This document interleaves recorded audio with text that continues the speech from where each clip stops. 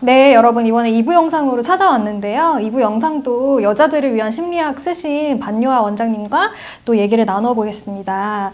그래서 원장님 또 이 책 관련해서 좀 흥미로운 주제들이 많았어요. 그 중에 하나가 저도 사실 여기에 해당했는데 많이 벗어난 것 같아요. 네. 그러니까 여기 주제가 거절을 못하겠어요 라는 주제가 있었거든요. 근데 거절을 못하는 사람들은 대체 왜 그런 건가요, 원장님? 근데 거절을 못하는 이유에는 이제 그걸 생각해보면 사실은 내가 할 수 있으면 해줄 수 있는 내용에 대한 거절이 제일 좀 힘든. 예를 들어서 그러니까 내가 어차피 들어줄 수 없는 거면은 예를 들어서 기자님도 거절을 하실 때 별로 힘들지가 않으세요. 네. 그런데 내가 어떻게 신경을 쓰고 애를 쓰면 들어줄 수 있는 것에 대한 요청을 받을 때 맞아. 그때 제일 많이 이제 갈등을 하게 되거든요. 네.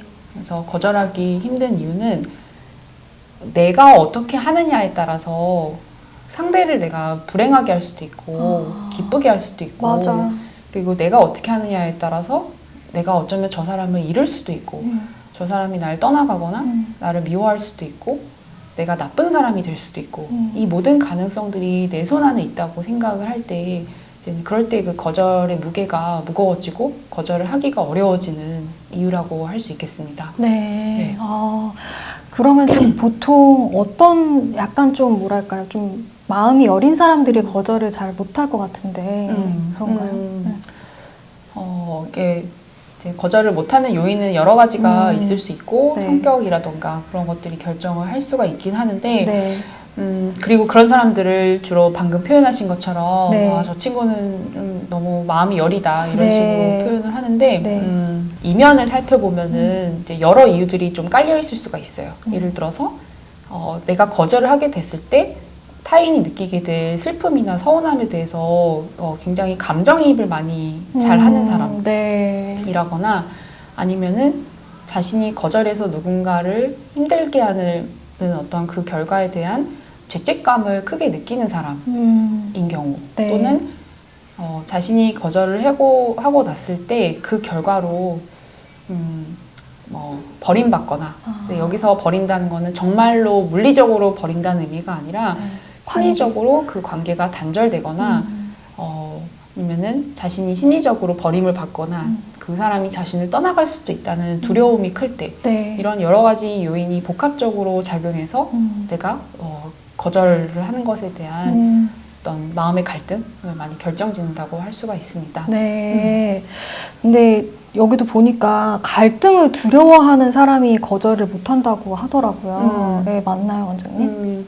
근데 아무래도 우리가 사실 갈등이라는 단어를 굉장히 좀 부정적인 측면으로 많이 사용을 하는데 네. 사실은 갈등은 우리가 어떤 좋은 솔루션을 서로 얻기 위해서라던가 데미지를 최소화하고 좋은 결론을 얻기 위해 사실은 반드시 거쳐가게 되는 경우가 많이 있는데 오히려 이 갈등을 건강한 갈등과 아닌 갈등으로 나누어서 볼 필요가 있다고 생각을 합니다. 네.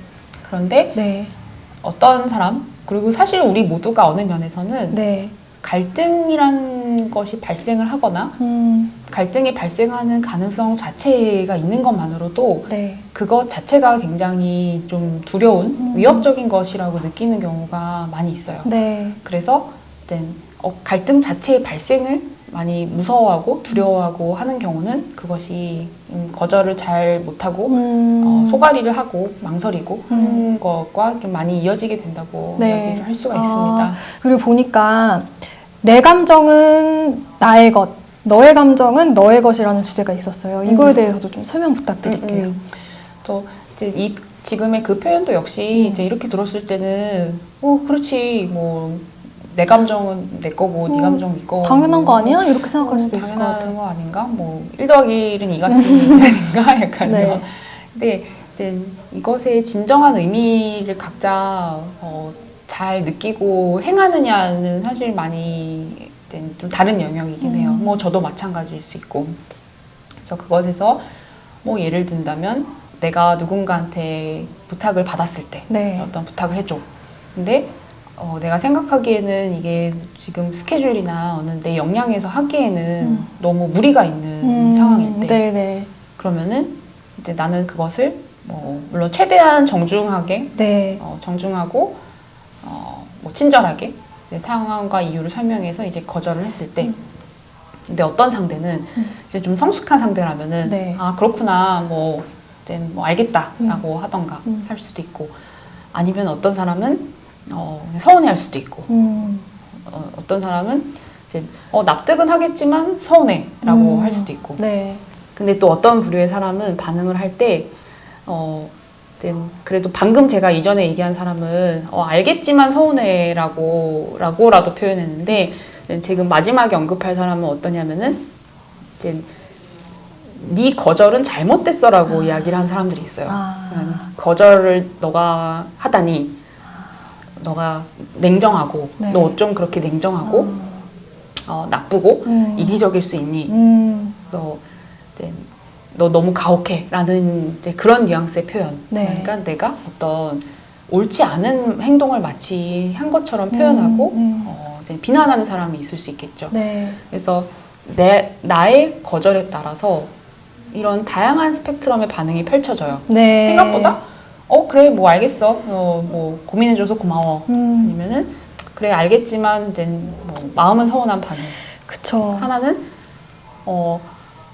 이 거절 자체가 잘못된 그 선택이었다라고 네. 반응하고 네. 비난하고 원망하는 사람. 네. 그런 사람들을 다 마주할 때 그럼 나는 같은 나이고 나는 그냥 같은 거절을 했었는데 돌아오는 반응은 제각각. 그렇죠. 스펙트럼이 다양한데 그렇다면 이때 상대의 반응에 따라서 이제는 내 감정이 결정이 될 수가 있어요. 근데 그럴 때 우리가 잘 생각해야 되는 거는 상대가 보이는 감정 반응에 따라서 나라는 사람의 감정 반응 이 완전히 좀 잡아먹히게 될 수가 있거든요. 그런 마치 거울처럼 네. 상대가 괜찮아 하면은 휴 다행이다 이러고 상대가 뭐 서운해 하면은 좀 속상하네.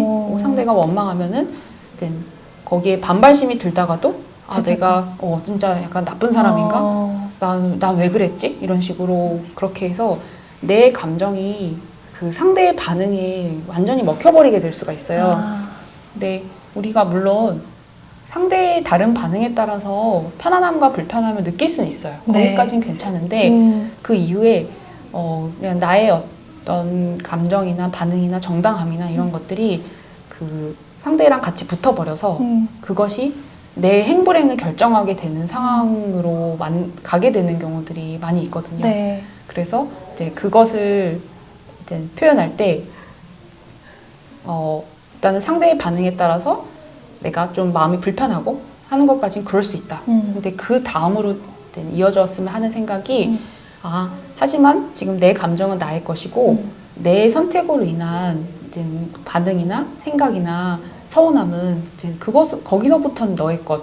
그러니까 상대가 폭발적인 반응을 일으켜도 그것이 내가 이것을 100% 달래주어야 할 의무라던가 책임이 100% 나한테 있는 것은 아니다라는 것이 이제 내 감정과 상대의 감정을 구분하는 네. 것이 중요성이라고 네. 할 수가 있겠습니다. 너무 좋은 말씀인 것 같아요. 네, 선생님. 감사합니다. 이런 생각은 못 해봤는데 네. 제가 앞으로 결정을 하거나 뭐 거절을 할 때에도 훨씬 더 너무 이렇게 힘들이지 않고 좀 할 수 있을 것 같아요. 네. 그러면 또 다음 주제로 넘어가서 이번에는 약간 좀 친구가 낯설을 때 에 관한 주제거든요. 아까랑 조금 비슷한 것 같기도 한데 맥락이 네. 친구가 낯설어요. 이런 상황은 좀 어떤 상황이 있을까요, 원장님? 네, 그러면 이번 주제는 네. 이렇게 마무리를 하고 원장님 네. 다음 주제로 저희가 또 돌아오겠습니다. 네.